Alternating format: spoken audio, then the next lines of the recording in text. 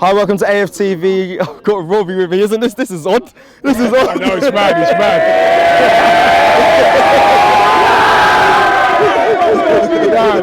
It's mad. Listen. Before the game, you had a guy come up to you and say 6-0. That's it, minimum. Do you know what? All I kept thinking about during the game is that guy. When we come in, and I said to him, he goes, "What do you reckon the score will be tonight, Robbie?" And I go, "You know what? 2-1, 3-1." And he goes, "No, minimum 6-0, he said. In a hardcore Birmingham accent, he said, minimum 6-0. And he looked like a rude boy as well. I was like, yo, you know what? And I would have loved to find that guy after the game because he was spot on. And, well done to the team today, man. You know what I mean? Listen, I know that West Brom, they rested a lot of players.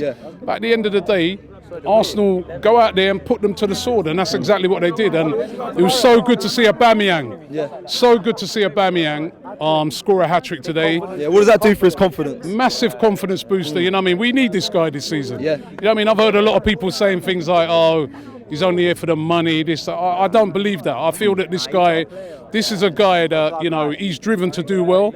He had malaria last season. You know what I mean? He had off-field problems.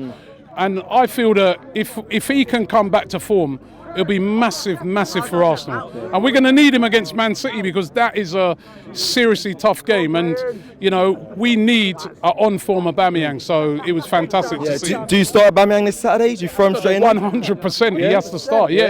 He's a guy as well. He plays off of confidence. And you could see how confident he was today. And I love the third goal, the way that was trademark Aubameyang. You know what I mean? So, and Lacazette scoring.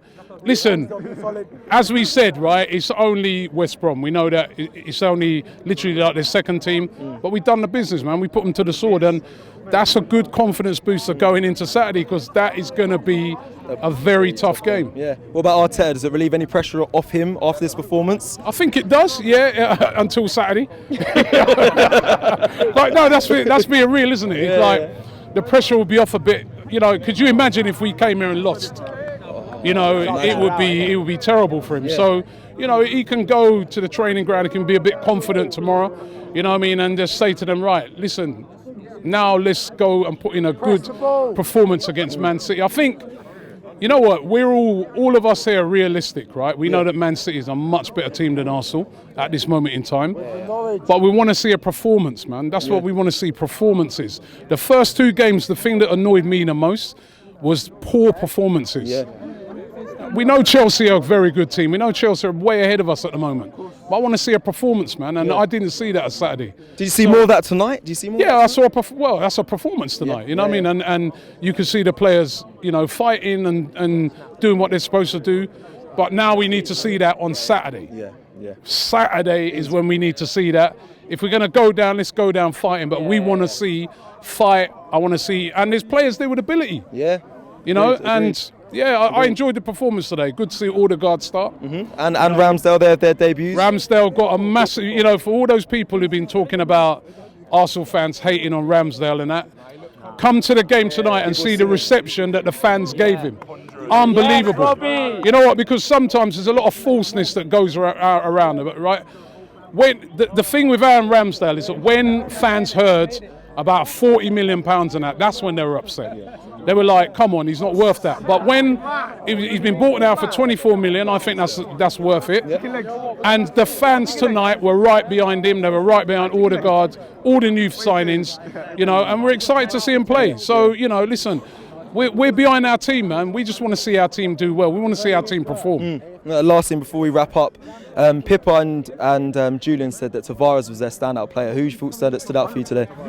It was Aubameyang was a standout player for me today, and I thought Saka as well today was, again, that's another player that's going to be so important to us.